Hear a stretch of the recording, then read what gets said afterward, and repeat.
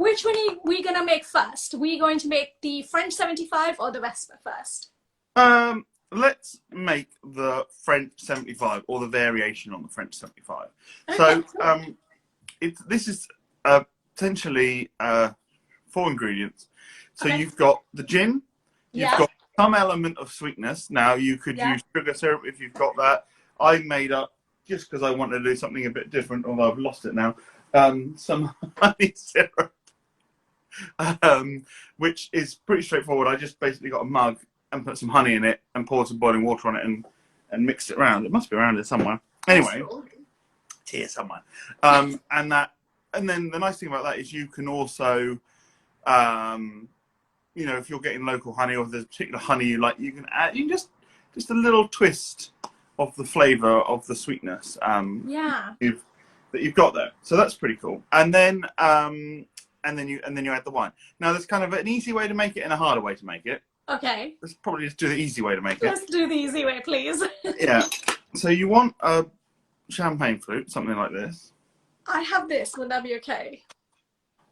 Oh, but it'll be a big drink. It'll be a big drink. But yeah, a tall glass of champagne flute is ideal. But Yeah, sure. We'll make it work. We'll make it work. Okay.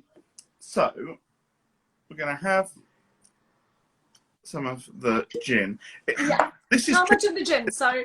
because it partly depends on how big the glass is. This is kind of the issue.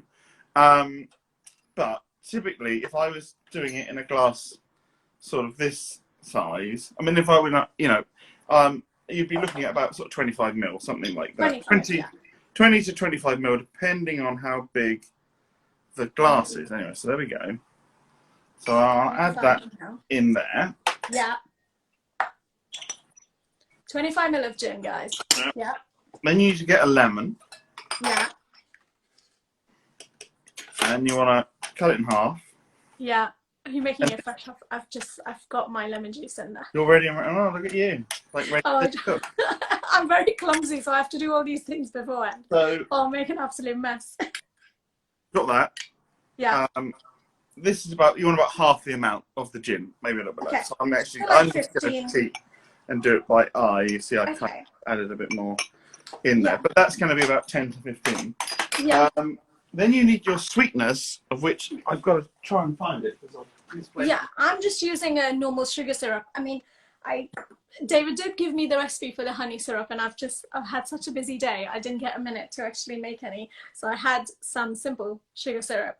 So I'm just going to use that and cheat, like most people. Yeah, I mean, but the honey sounds amazing. I'm definitely going to. Yeah, I mean, look, you can kind of see because I just made it about 10 minutes ago. So yeah, brilliant. So I've just put it in. Really, really easy to do. And then I've just poured, again, probably about the same amount of the lemon juice. Kind of depends on so how 10 you like 15 ml, okay. So you kind of then get to, oh, hello to Toby. So you've kind of got to a position where of the mix that's in here, and of course you could make this mix in advance if you were having a party or something. You could make a bottle of this mix up beforehand. Okay. And then just dose it out, which is probably a slightly easier way of doing it. And so that is about, so it's 2 parts gin, 1 part lemon juice, 1 part this, whatever your sweetener is. You can tweak that to taste because it depends on how dry or tart you like things. Now, in some cases, and traditionally, this mix you would have shaken with ice and then added into this. Okay. But as we're going for the easy route, aren't we? We'll just add the wine. There we go. I'm ready around. So the wine I'm going for is Canvino Naturally Sparkling White Wine, but it's in a can, and it's, I think, 200 ml. So I can make a drink very easily without opening a bottle, but likely, if you're making it on a Friday, you might as well open a big bottle. If you're making it for a few people, that Prosecco or Cremant, like that beautiful Cremant. I did have a bottle of that Cremant, and I thought, oh, do I open it? But actually found Canvino. I thought, do you know what? I haven't made a gin cocktail with Canvino, so give it a go. Oh, why not? And it's a really nice, this is a really nice drink to have as, like, if you were having a party or a little soiree, it's a very nice first drink. You can kind of get it a bit set up, and then you can kind of pour it. And it's a good one because it's got a little bit more booze in it. It gets the party started a little bit. But, Yeah. maybe you don't want the whole evening on these.